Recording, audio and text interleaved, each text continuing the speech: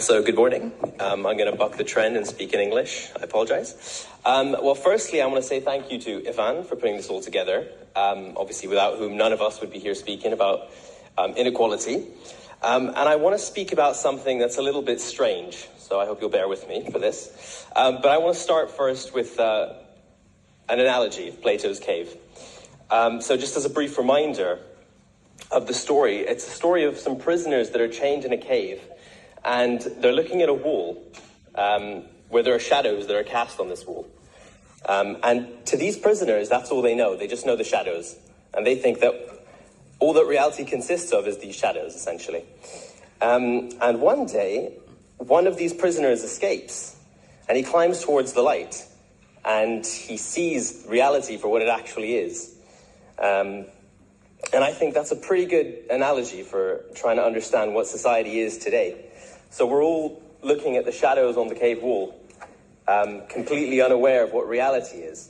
I think our perception of reality is conditioned by a few people who make us see things that's in their interests. We're basically looking at things that are all in their interests, right? So we're all living in this cave.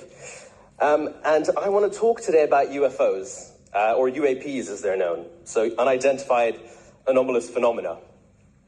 And I think it shows that we're living in the cave, and we're just staring at the cave wall, essentially. So I've only got about 4 minutes, so I'm going to try to just share a couple of quotes that I find interesting. Make of them what you will. I think they come from pretty well-credentialed people. So the first one is Edgar Mitchell, who's an Apollo 14 astronaut, and he was the 6th person to walk on the moon. And he said, "I happen to be privileged enough to be in on the fact that we've been visited on this planet and the UFO phenomenon is real." Right? It's been covered up by governments for quite some time now.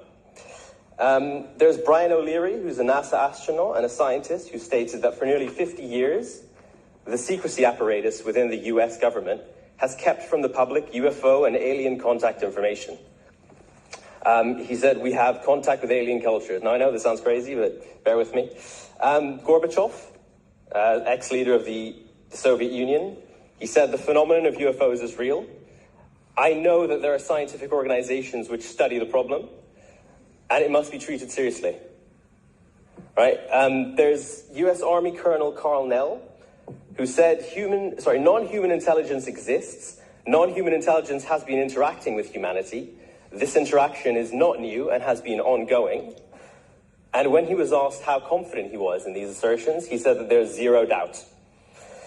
And then the last quote that I have here is from David Grush, who in 2023, he's a former US intelligence officer, and in 2023, he testified before the US Congress that the US government, has possession of non-human spacecraft and even the remains of their pilots, right? Now, obviously, I can't go in depth as much as I'd like to in this subject, because I've only got, minute 30 left. But every time I bring up this subject, people always ask me, like, who cares? Like, why does it matter, essentially?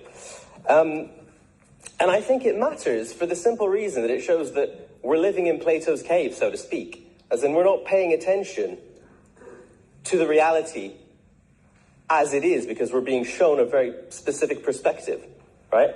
So the point that I wanted to raise, and I'm going to bring this back to inequality, is that inequality isn't just about money and power, right? Inequality is about knowledge as well. And it's when you suppress this knowledge, right, that you can then control people.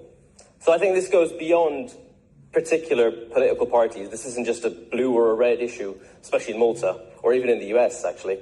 It's just knowledge is power, right? And if you can control the knowledge, you can control the people. So I think that's the issue. That's what's happening in the world, right? Even in Malta, of course.